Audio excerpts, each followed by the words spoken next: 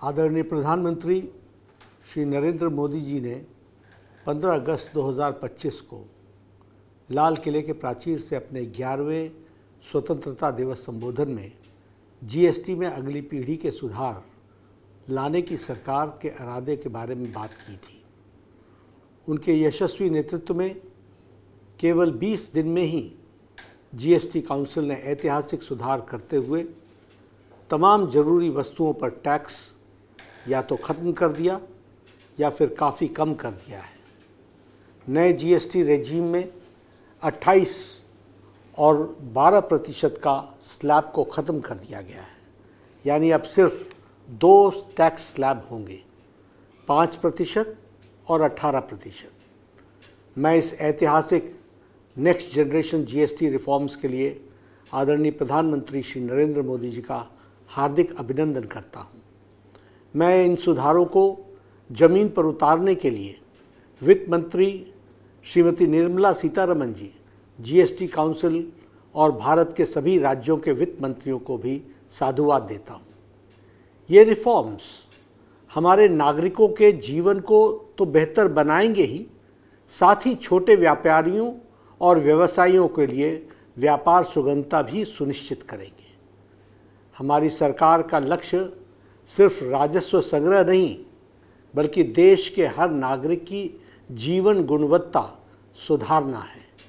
यह कदम निश्चित तौर पर देश की आर्थिक ताकत को मजबूती प्रदान करेगा और नई उम्मीदें जगाएगा।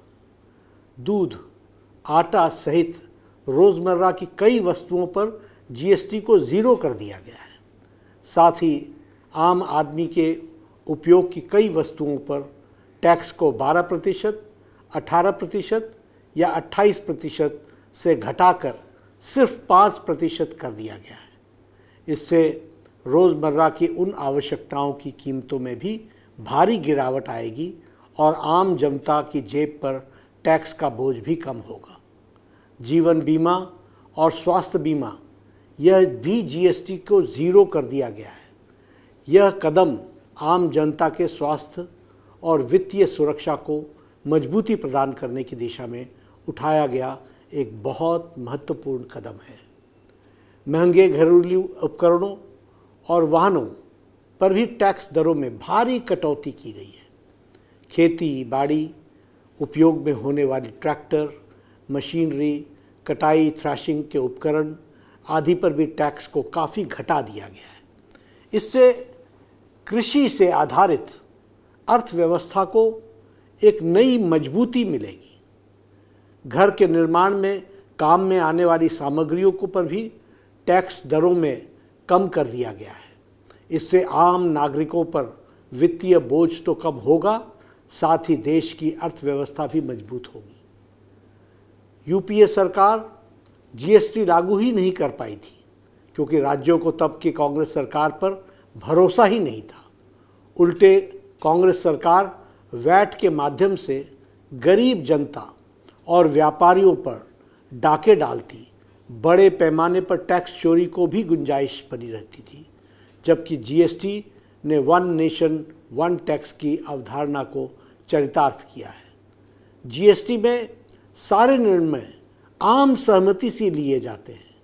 हर महीने का रिकॉर्ड जीएसटी कलेक्शन बताता है कि देश की आर्थिक समृद्धि पर तेज़ गति से अग्रसर है। कांग्रेस का दोहरा चरित्र यह भी है कि काउंसिल में तो उनके नेता समर्थन करते हैं, लेकिन बाहर राहुल गांधी उन्हीं फैसलों का विरोध करते हैं। यशस्वी प्रधानमंत्री श्री नरेंद्र मोदी जी का दृष्टिकोण अलग है। वो नागरिकों को वास्तविकता में राहत देने वाले बड़े कदम उठाना पसंद करते हैं। जीएसटी दरों में व्यापक संशोधन करके देशवासियों को दुर्गा पूजा, दशहरा और दिवाली से पहले ही प्रधानमंत्री जी ने देशवासियों को बम्पर गिफ्ट दिया है।